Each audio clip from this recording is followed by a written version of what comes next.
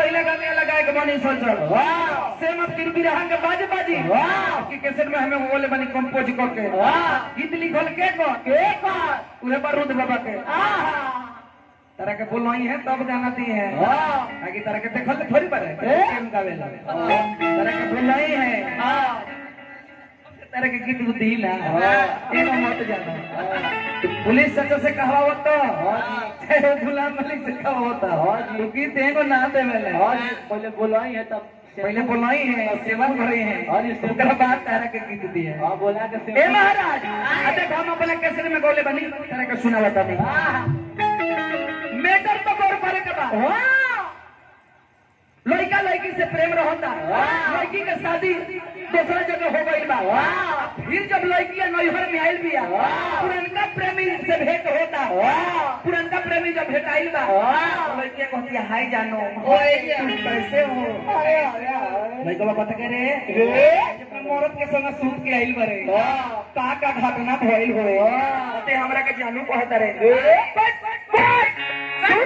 जानू हमरा का मत कहे जान हम तो पहले रहनी और तोर जान के हुआ और बा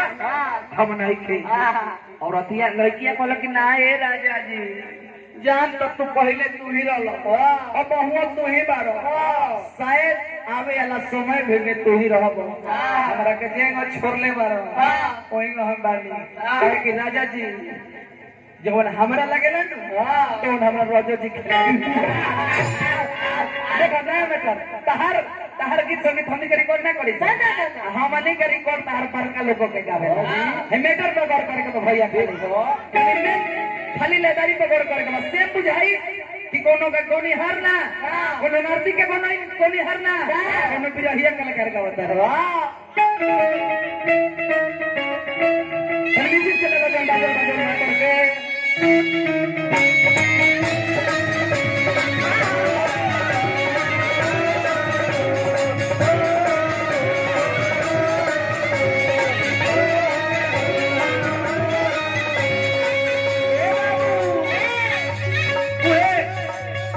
लड़कियां पहुंची है कौन भाव में सारो बाबा तबला तन करे जब कोई पिया के जबरिया जा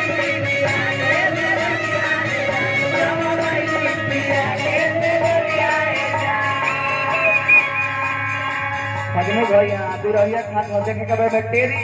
एमे के तेरी एमे के ला सब कलाकार लोग ना बोली जब कोई पिया के जबरिया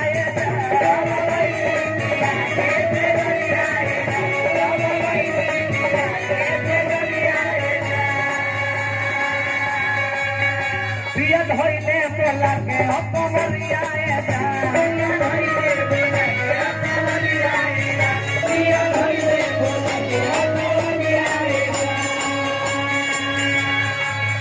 जब कोई पिया के जरिया पिया धोइले बोला के अपमरिया चढ़ली जवानिया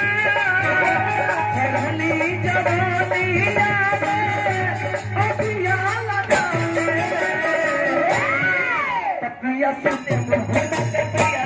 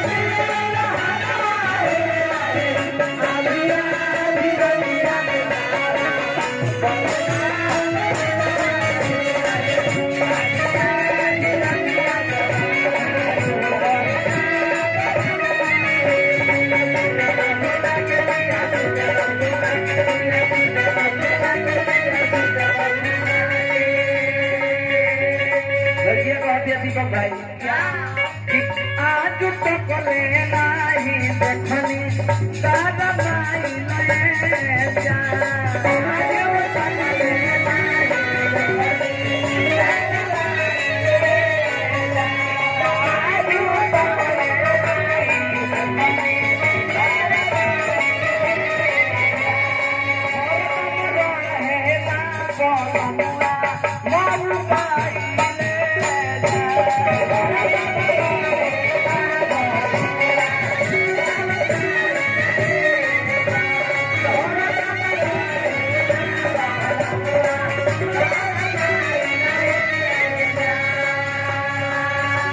लड़कियां करती के देखो भाई ये कहो हमरा मन के श्रद्धा पूरा होने लगे देखले बा हमरा रूना देखले बा हमरा रूना सबके बजाके अरे देखले बा हमरा रूना देखले बा हमरा रूना सबके बजाके तपिया साथे मुर्गा के ध्यान रखता है